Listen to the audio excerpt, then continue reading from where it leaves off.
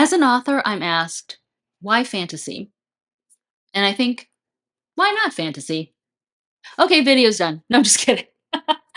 We'll break it down. We'll break it down.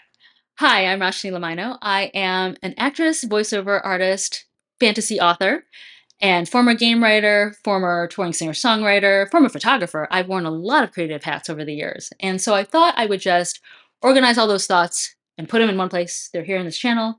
And hopefully, if you are also pursuing a creative life, you will find them useful as well. So, one question I've been asked as a writer, as an author, is why did you pick the genres that you picked to write in? Now, as a kid, I read pretty much everything I could get my hands on. I read fantasy, I read science fiction, I read regular fiction. I loved like teen romances. I loved just like teen YA books in general. I read pretty much everything. I was not a fan of horror. I read a few mysteries. They weren't really my thing. At the time, cozy mysteries wasn't really a thing, I don't think. It was more like Agatha Christie type things. I read a little bit of what is that? I'm trying to remember now. Can't remember. Riley, it's not helping. Oh well, whatever. Must not have been important. Oh, classics. I'm like, what was it? It was not important to me. Classics. I read a few classics for school because I had to. The only author I could get into was Mark Twain because he's short and punchy and to the point. I found a lot of other classics just really meandering and I couldn't handle them. Kind of like how my brain is right now. It's meandering and I'm trying to concentrate, but your tail is just yeah, you are so cute. So, one good thing about being exposed to all those genres at an early age was it taught me what I liked, and I found myself gravitating towards fantasy. So, when I started writing novels, it was fantasy.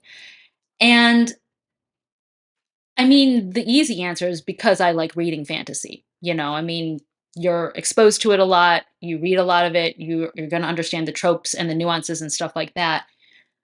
And I have to admit, it's really nice to be like, this thing happened because magic. I can explain it away because magic. Because obviously, if I'm writing like science fiction or literary fiction, then I have realism, involved as far as explaining things. You still need to be logical. I am still a firm believer in logic in your writing, but it's easier to use a magic system to get your way out of an explanation than it is to be like physics, biology. That being said, the scripts I wrote were always rom-coms. Partly because I grew up on romantic comedies and musicals, and I love those genres, but also because when I was writing my scripts, I always had a producer's hat on. And I was thinking, can I sell this? Can I make it myself?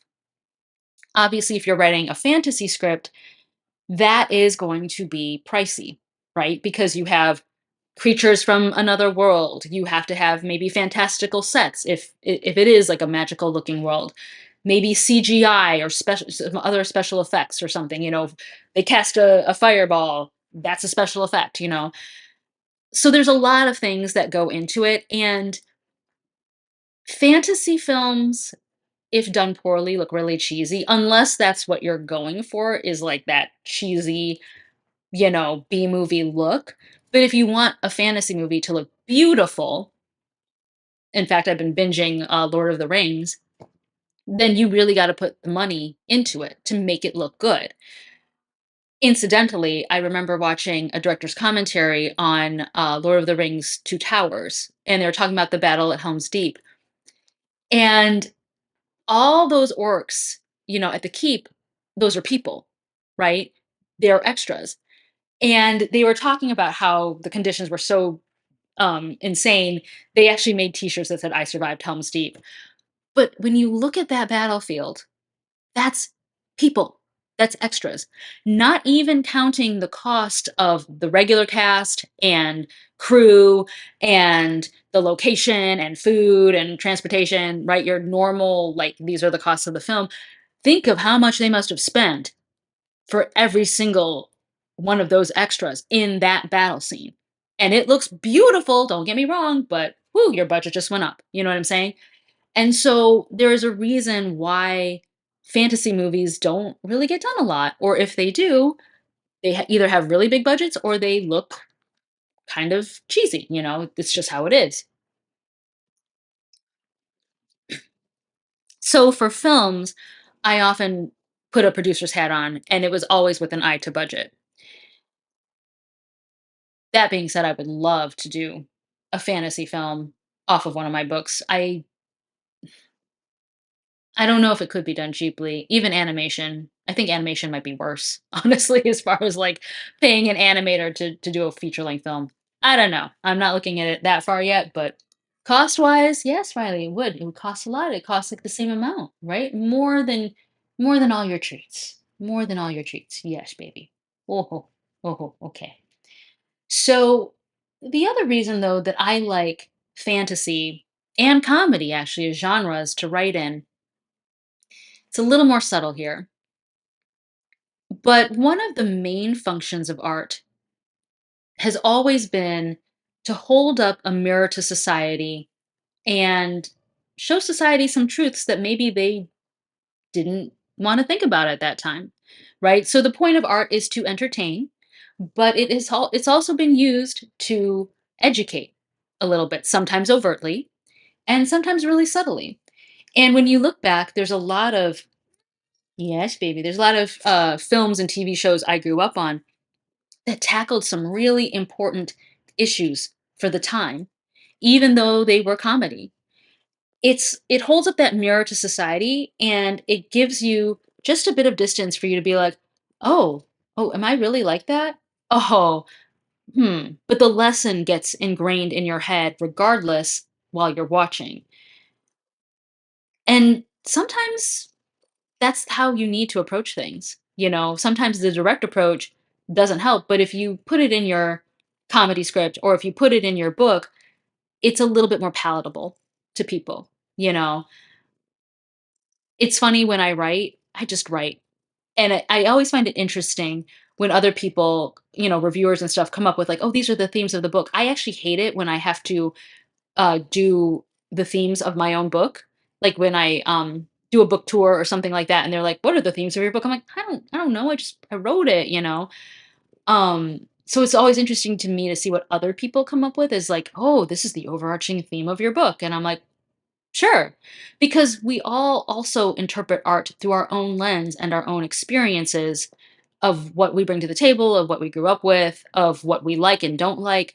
So everybody views your art through their lens, if that makes sense, as well as if you do put up something like, let's explore teen drug use or let's explore homelessness or something in this episode, but you're doing it in such a way that it's a little bit more palatable for your audience to go, let me think about that. That's interesting. But they're not feeling ashamed or guilty or that you're scolding them. And I think that's what I like about fantasy and also comedy because they allow you as a writer to do that and to introduce harder topics that if you did it in a drama, if you did it in like a regular literary fiction book, it might seem preachy, but it doesn't feel that way in fantasy or comedy. Also, I just love comedy. I love comedy. Um, it's just something I've always grown up with, and yeah. They do say though, apparently, that the best comedic actors are actually the best dramatic actors. Like comedy, it's harder to do comedy than drama, and that if you are good at comedy, you have a surprising amount of depth in your drama. Robin Williams is a great example. Oh my gosh, what an amazing actor overall. But he was a brilliant comedian. And then if you've ever seen any of his dramatic roles, you can see that he has a really good understanding of, the human experience, probably based off of his comedy and the things that oh, hi baby. Probably based off his comedy and the things that you hold up as a mirror that shine a light on society there. Okay, what are you doing? What are you doing? So, as far as genre goes, I think everyone's drawn to a certain thing. And I think the more you're exposed to different types of genres, the more you'll figure it out if you're trying to figure out where your voice fits and what you're trying to do and what you like. So expose yourself. That doesn't sound good, but you know what I'm saying. Read a lot of stuff, watch a lot of movies, go to plays, go to ballet, go to opera, go to a go to art showings. The more you see of art, the more you will know where you fit in. I guess I wasn't really thinking of this as a how to find your voice video, but it kind of is because I know where my voice is, and I think if you're struggling as a writer, it might be because you don't know where you fit in, as far as your voice goes. And that's not to say that you can't switch genres. It's not to say like, "Oh, I can only write in fantasy, so that means I can never write a mystery." You totally can. But as far as branding, which is a totally different topic, and also as far as getting good at something, you might want to just figure out what you're drawn to and what resonates with you and work in that lane for a while before you branch out to other things. So, I don't know, this was a bit more of a meandering thought kind of video, and my cat is trying to eat my arm, so I guess I got to go feed him. But if you found this helpful, then please like, share, subscribe, all that good stuff. You know where all the buttons are. If you want to keep the discussion going, I have a Discord. It's in the show notes. If you want to read any of my books, all the links are also in the show notes. I will see you in a future video. Go out there and create your art because the world needs more art right now. Let me know what your favorite genre is, if you know, or if you're still exploring. Let me know in the comments below. It'd be fun to get that discussion going. All right, I'm going to go feed this guy before I don't have an arm anymore. And I will talk to you in a future video.